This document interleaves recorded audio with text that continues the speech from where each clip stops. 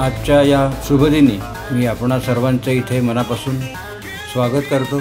पोटच्या पोराला वाढवताना मी माझ्या सगळ्या इच्छा मारल्या. मी उघडा मेडिकलवाला बघून तुला कसं बरं वाटेल बरं? मुकामार दुखत असेल ना? त्या म्हाताऱ्यानं मला पालं पण मला पालच नाही. ह्या पोरीचं वागणंच मला काही कळत नाही.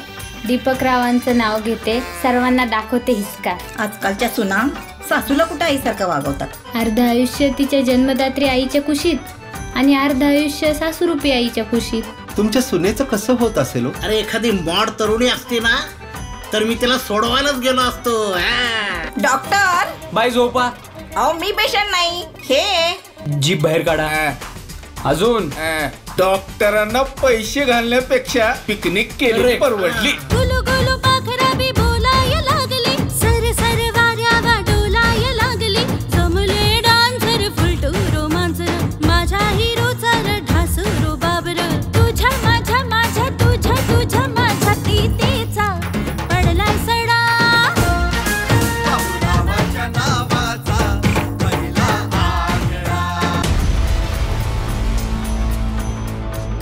मम्मी पप्पा काय चाललंय? अरे पोरं जेव्हा लव्ह मॅरेज करतात तेव्हा आईबाप त्यांना माफ करतातच ना. ह्या वय स्वतःला सावरू शकत नाही का? अहो सांगायचं देवदर्शन आणि जायचं पिकनिकला. लग्न झालं तरी बाहेर तोंड काळं करून फिरत होतं, आता मुकाट घरात तोंड घेऊन समोर बसते. म्हातारीकडे जाऊया का रे एकदा?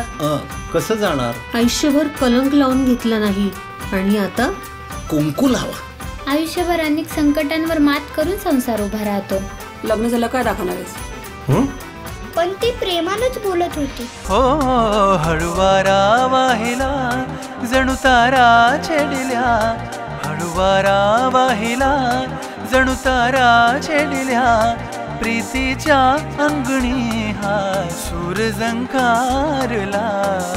परिवार म्हणजे साखर आणि मैत्री म्हणजे मध. एकत्र कुटुंब म्हणजे सर्वात मोठा आधार आणि पुढच्या पिढीला संस्कार. तुम्ही साधं तुमच्या लाडक्या मुलाला पेन देत नाही आणि कंपनी मागताय दादांना. देवा का रे माझा असा अंत बघतोयस? घरातील वृद्ध व्यक्तींना मान सन्मानाची आणि आदराची अपेक्षा असते. सासूबाईंचा साखरपुडा.